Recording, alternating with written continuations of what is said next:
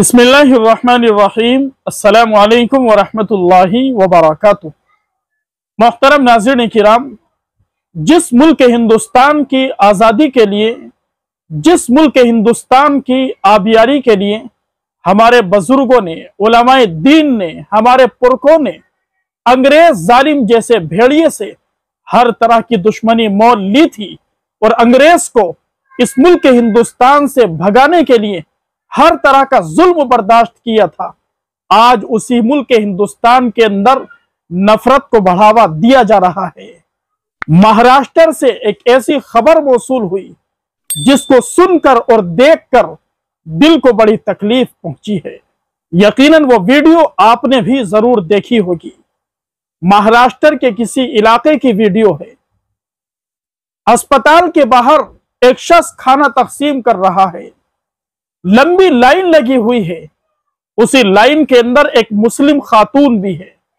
खाना तकसीम करने वाला उस मुस्लिम खातून से कहता है कि पहले जय श्री राम का नारा लगाओ, उसके बाद तुम्हें खाना दिया जाएगा। लेकिन मुसलमान औरत मना करती है। खाना तकसीम करने वाला वो गैर मुस्लिम कहता है, अगर जय श्री राम का नारा नहीं लगाना है तो जाओ, तुम्हें खाना नहीं दिया जाएगा। ये सूरत हाल है आज हमारे मुल्क हिंदुस्तान की। हालांकि वो खाना तमाम के तमाम गरीबों के लिए था, खा वो हिंदू हो, सिख हो, ईसाई हो या मुसलमान हो। लेकिन मुसलमान के पर्दे को देखकर, मुसलमान की टोपी को देखकर, मुसलमान के हुलिये को देखकर जबरदस्ती जय श्री राम का नारा नऊज़ु बिल्लाहि मिन ज़ालिक लगवाया जा रहा है।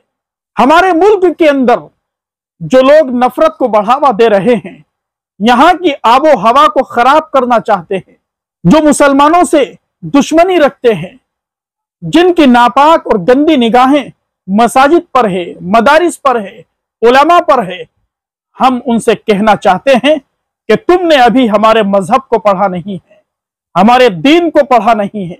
हमारे दीन के अंदर, हमारे मजहब के अंदर मुसलमानों को यह तालीम दी गई कि अगर जन्नत के अंदर जाना चाहते हो तो भूखों को खाना खिलाओ, नंगों को कपड़ा पहनाओ। हमारे नबी सल्लल्लाहु अलैहि वसल्लम ने यह नहीं कहा कि मुसलमान को ही खाना खिलाओ, अपने मजहब वालों को ही खाना खिलाओ।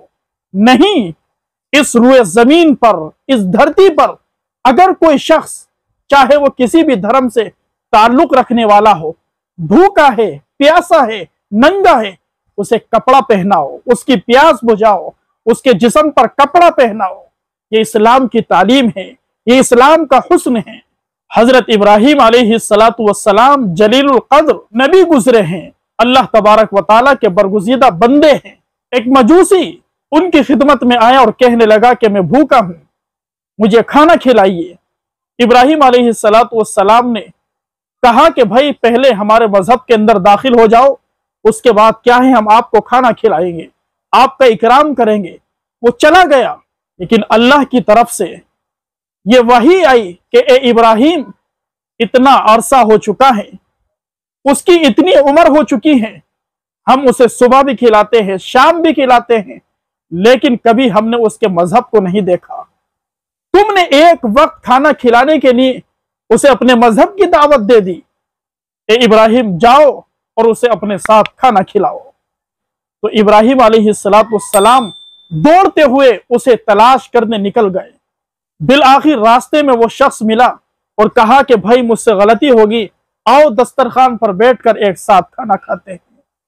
उसके बाद इब्राहिम अलैहिस्सलाम का ये मामूल बन चुका था। किताबों के अंदर हमारे उलमा ने लिखा है, जब दस्तरखान पर इब्राहिम अलैहिस्सलाम बैठा करते थे तो उस वक्त तक खाना नहीं खाया करते थे जब तक कि कोई गरीब, कोई भूखा आपके साथ, आपके दस्तरखान पर खाने में शरीक नहीं हो जाया करता था। ये तालीम है दीन की, ये तालीम है इस्लाम की, ये हुक्म है अल्लाह का। लेकिन यहां पर एक गरीब का पेट भरने के लिए, एक गरीब की भूख को मिटाने के लिए, एक गरीब की प्यास को बुझाने के लिए उससे अपने मजहब का नारा जबरदस्ती कहलवाया जाता है।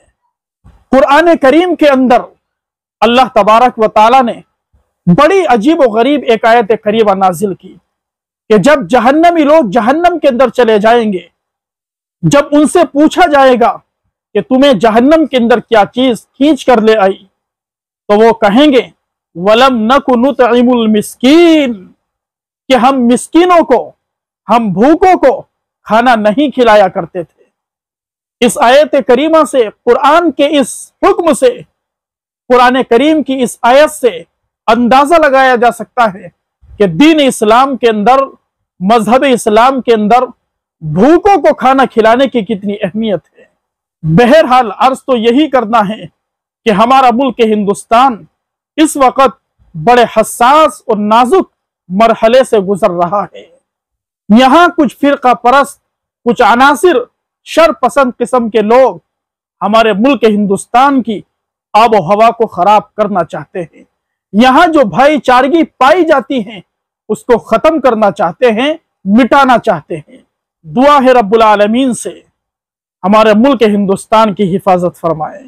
अल्लाह तबारक व ताला यहाँ से नफरत का खात्मा फरमाए, तासुब का खात्मा फरमाए, जुल्म का खात्मा फरमाए। बारी ताला हमारे मुल्क हिंदुस्तान के अंदर रहने वाले तमाम इंसानों के दरमियान मोहब्बत पैदा फरमाए, उखुव्वत पैदा फरमाए।